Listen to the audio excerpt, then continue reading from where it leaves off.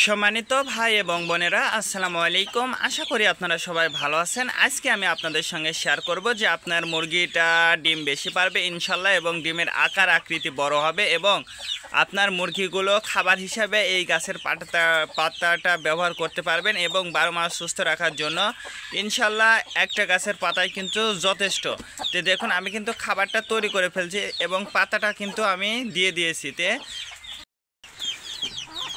যাদের মুরগি ঠিক সময় ডিম দিচ্ছে না এবং ডিমের সমস্যা হচ্ছে, এবং মুরগির ক্যালসিয়াম জনিত সমস্যার কারণে আপনার সময় মতো ডিম পারছে না, তারা কিন্তু অনলি মাত্র একটা গাছের পাতা দিয়েই কিন্তু আপনারা আপনার মুরগিগুলোকে সঠিক সময় ডিমে আনতে পারবেন, এবং আপনার মুরগিটা কিন্তু ডিমও পারবে অধিক পরিমাণ বেশি ইনশাল্লাহ, যদি আপনি এই পদ্ধতিটা অবলম্বন করেন।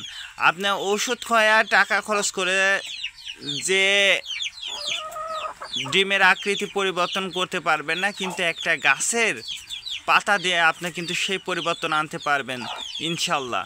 তো সর্বপ্রথম আমি আপনাদেরকে বলবো, যাদের ডিম পাড়ার যোগ্য মুরগি আছে বা কুচা মুরগি শেষ হয়ে আপনার বাচ্চা বড় বড় হয়ে গেছে, সেই ক্ষেত্রে কিন্তু আমি আপনাদেরকে বলবো, যদি এই রকম মুরগি থেকে থাকে তাহলে কিন্তু এই গাছের পাতায় কিন্তু যথেষ্ট।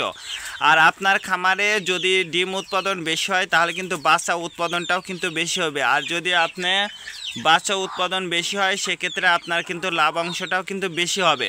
তো আপনি যে শুধুমাত্র ডিম বাচ্চা উৎপাদন ক্ষেত্রে কিন্তু ব্যবহার করবেন কথা কিন্তু এমন না, অবশ্যই আপনারা নিজেরাও খেতে পারবেন এবং বিক্রিও করতে পারবেন। তার কারণ দেশি মুরগির ডিমের দাম কিন্তু অনেক বেশি, যেমন মুরগির দাম বেশি তেমনইভাবে কিন্তু ডিমের দামটাও বেশি। আর আপনি যদি বাচ্চা উৎপাদন করে বিক্রি করতে চান সেক্ষেত্রেও কিন্তু আপনি খুব সহজেই কিন্তু বাচ্চা বিক্রি করতে পারবেন। এই জন্য আমি আপনাদেরকে বলবো যে আপনারা বিশেষ করে যে সকল বোনেরা এবং ভাইরা গ্রামে আছেন, গ্রামে কিন্তু এই গাছের পাতা কিন্তু অ্যাভেলেবেল পাওয়া যায়।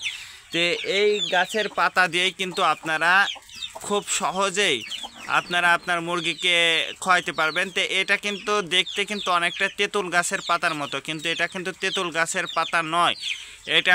এই পাতাটার নাম হচ্ছে ইপিলিপিলি পাতা বা চটকার পাতা, আপনি যে নামেই চেনেন না কেন।